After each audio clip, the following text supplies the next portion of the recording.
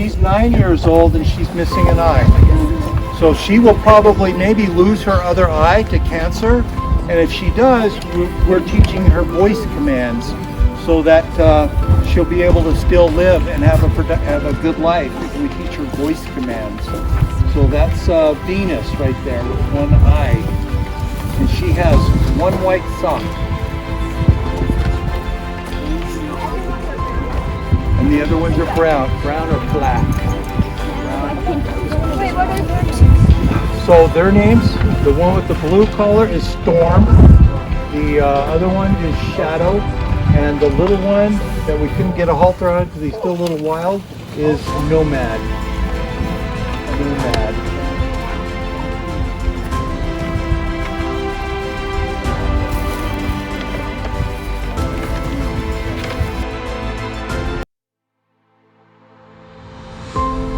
I don't work for the BLMs. The reason they're important, you'll find out later, is because they protect our wild horses. So this is all about protecting our wild horses, respecting them, horses, and it's turned into respect for all animals. And you'll see that here. My name is Wayne Whitmer. I grew up here. I left, went overseas for about 10 years. Came back and the barn's fallen down and everything's overgrown. And I said, we're going to rebuild it. We're going to save horses. And that's what we're doing. We also want to thank the United Way, because without them, we wouldn't be able to put this on. They helped fund all of this. So we want to thank them as well.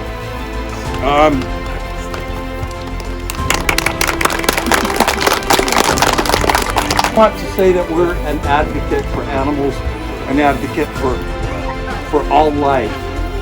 We treat all animals with respect, and we want to, that's what the main thing we want to impart to you young people is a respect for all life and respect for animals, how we treat animals. We treat animals the way we would like to be treated ourselves. Does that make sense? Yeah. So we started this, like I said, to take in wild horses that needed a home.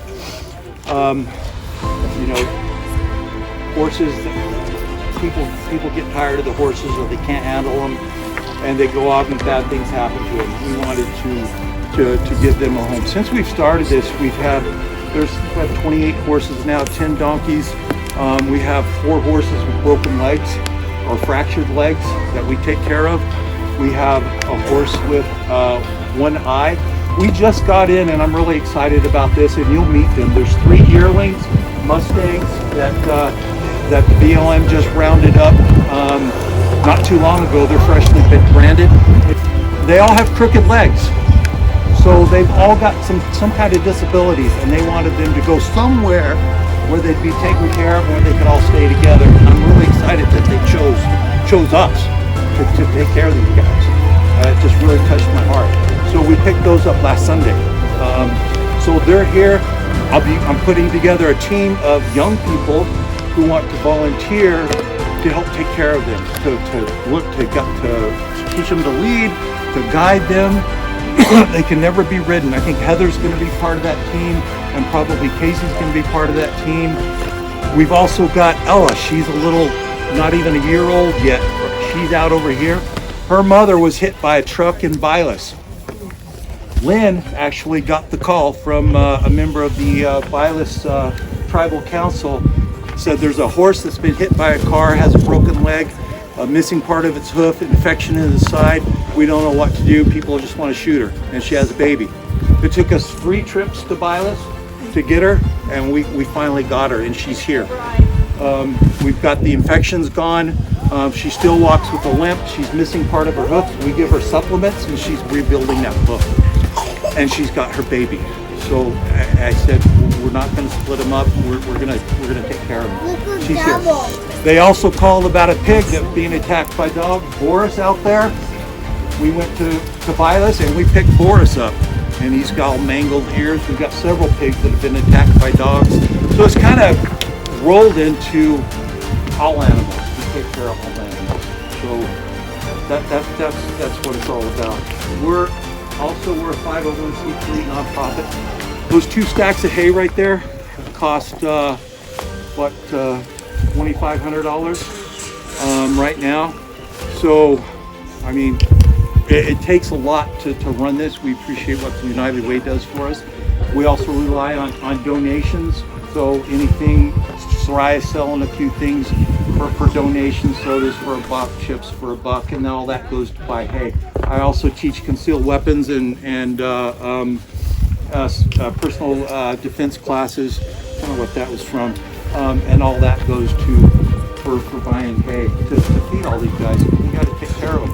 Those 4 horses over there, the one with the 1 eye and the 3 yearlings, that's a 30-year commitment that we take on with those. Probably beyond my life. CEO Raven, wherever she is, she'll be taking that on when I'm gone. Okay, so that's kind of our long-range plan here. We've expanded what we do.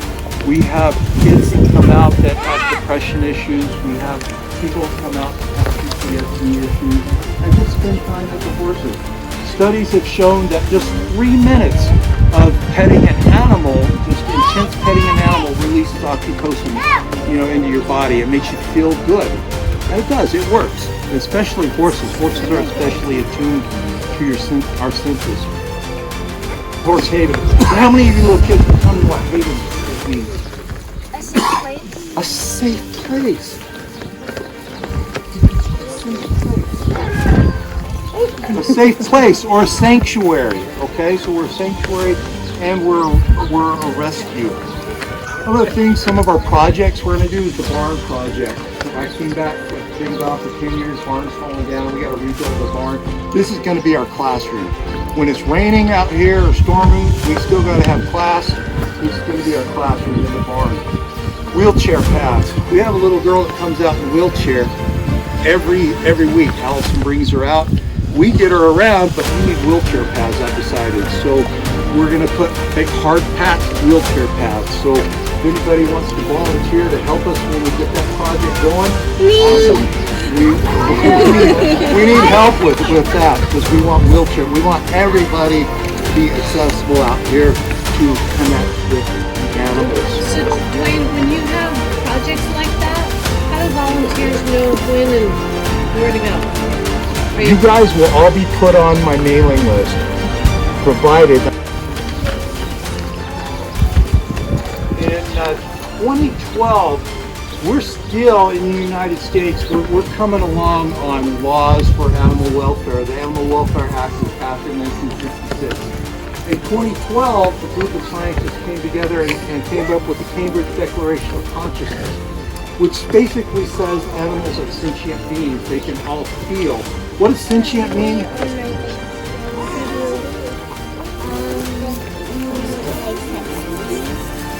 Set free? How about they have feelings? Animals have feelings, and you'll see that. I see that every day.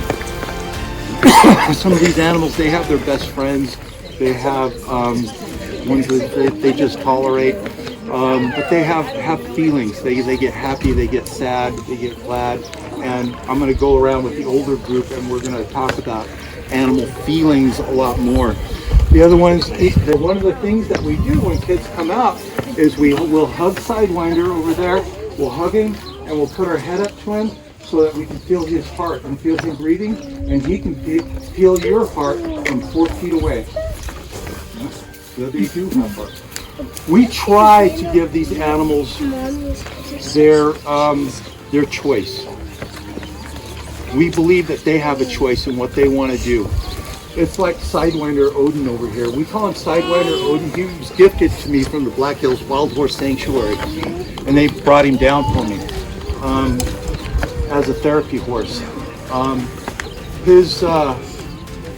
One of his sons right now is they're making a documentary out of him because he's such an incredible therapy horse. There's been numerous articles written about him. He's going to be in this book by Jeannie Joseph, featured in the book. He's an incredible therapy horse.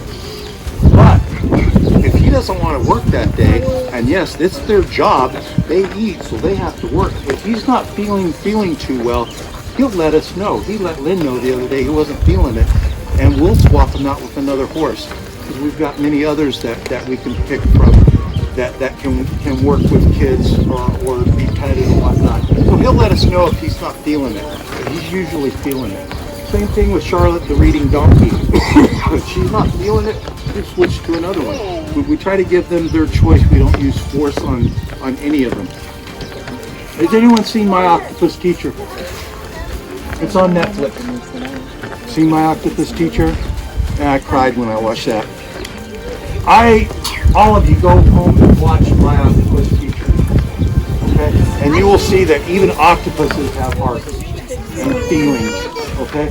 It just shows, the show shows what we're trying to, a little bit about Mustangs. What's a Mustang? A type of horse? A wild horse. A wild horse. Remind me to get you something later. A wild horse. So the word Mustang comes from Mustang, the Spanish word which means something wild. Okay, so most of these horses are wild Mustangs. Most of them come here because people adopt them and then they can't handle them. They don't know how to train them, so they call me and they say, we have this wild Mustang, we don't know what to do with. I'll bring him down, we'll take care of him. Even if it's just turning them out so they can run up in the hills, we take care of them. They are symbols of the American West. Prior, in the 1950s, people used to hunt the Mustangs and kill them for dog food. Really, really sad. Okay. In 1971, Congress passed a law. President Nixon signed it called the Wild Horses, Free Roaming Wild Horses and Burros Act, which protected them and said that these horses and burros are a symbol of America. They're a symbol of America. So they protect them. And that's what the BLM does. They have to manage that.